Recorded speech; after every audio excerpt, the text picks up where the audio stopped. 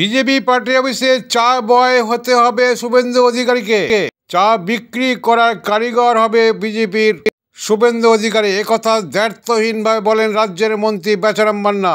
শুভেন্দু অধিকারীর চ্যালেঞ্জকে অ্যাকসেপ্ট করে পাল্টা দিলেন চাল বেচারাম মান্না। সিঙ্গুর আন্দোলনের পোর খাওয়া তৃণমূল কর্মী তথা রাজ্যের নেতা মন্ত্রী বেচারাম মান্নার এই বক্তব্যে রাজ্য রাজনীতিতে তোলপাড়। দেখতে থাকুন এখন নজর ইএনসি বাংলায়। আমি ডাক্তার সঞ্জয় সেন আপনাদের সামনে, শুনুন তিনি কি বললেন। শুভেন্দু দাদা থেকে দাদু বেনে যাবে, জীবনে রাজ্যের মুখ্যমন্ত্রী হতে পারবে না, ওর আশা পূরণ হবে না। এটা আমি দায়িত্ব নিয়ে বলছি। আসল দুঃখ কি জানেন, যে এরা ওই টুগলি করা ছেলেদের মতো পাস করতে চায়, মমতাকে অনুকরণ করে এরা সবকিছু করতে চায়। জেনে রাখবেন, মমতা মমতায়, আর মমতার পাশে জনতা রয়েছে। ও হাজার যতই প্রলোভন দিক দেখাক, ও দিন যাবে ও নিঃসঙ্গ হয়ে পড়বে।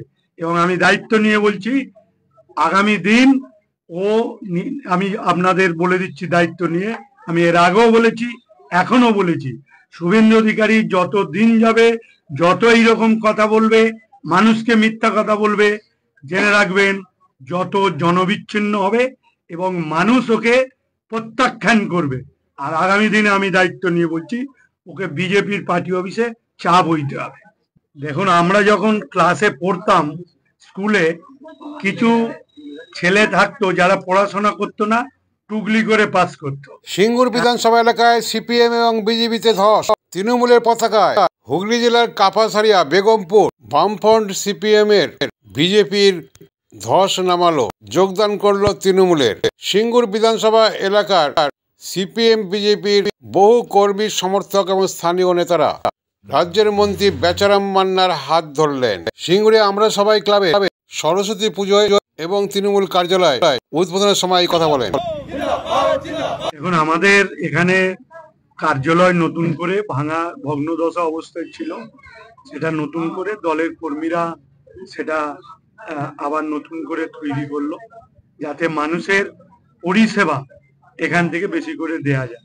কারণ বর্তমান সরকার বিভিন্ন দিক দিয়ে বিভিন্ন মানুষের প্রকল্পগুলো মানুষের কাছে পৌঁছে দেওয়ার আমাদের সরকার যেরকম চেষ্টা করছে, এই প্রকল্পগুলোর ক্ষেত্রে কোথাও কারো অসুবিধে থাকলে, সে বয়সের অসুবিধে থাকতে পারে, আধার কার্ডের অসুবিধে থাকতে পারে, প্রকল্পের ফর্ম ফিল আপ হতে পারে, বা ধরুন কারো শরীর খারাপ হলো, হয়তো হাসপাতাল নিয়ে ছুটতে হতে পারে, এইরকম জনসেবামূলক পরিষেবা দেওয়ার ক্ষেত্রে এই কার্যালয় আমাদের দলের কর্মীরা এখানে সব সময় থাকবে এবং এখান থেকে মানুষের সেবার কাজটাই মূলত হবে।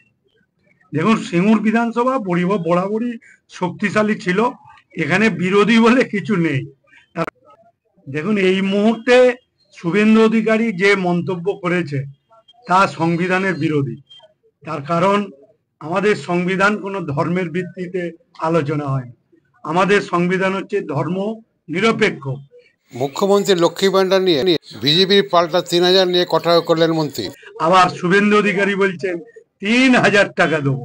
আপনি জেনে রাখুন, ও তো রাজ্যের ক্ষমতা আসতে পারবে না কোনোদিনই। ওর যতই হাজার চেষ্টা করুক না কেন, শুভেন্দু দাদা থেকে দাদু বেনে যাবে, জীবনে রাজ্যের মুখ্যমন্ত্রী হতে পারবে না, ওর আশা পূরণ হবে না। এবং এখানে বয়স্ক, নবীন, প্রবীণ মিলে যেভাবে নেত্রীর মমতা বন্দ্যোপাধ্যায়ের প্রকল্পগুলোকে বাড়ি বাড়ি পৌঁছানোর কাজ করছে, তাতে এখানে বিরোধীদের অস্তিত্ব নেই। ওদের একমাত্র ভোটের সময় দেখা যায়, আর আমাদের দলের কর্মীদের একদম সারা বছর 24 ঘন্টা সারা সপ্তাহ দেখা যায়। দেখুন, এই মুহূর্তে শুভেন্দু অধিকারী যে মন্তব্য করেছে তা সংবিধানের বিরোধী। তার কারণ, আমাদের সংবিধান কোনো ধর্মের ভিত্তিতে আলোচনা হয় না।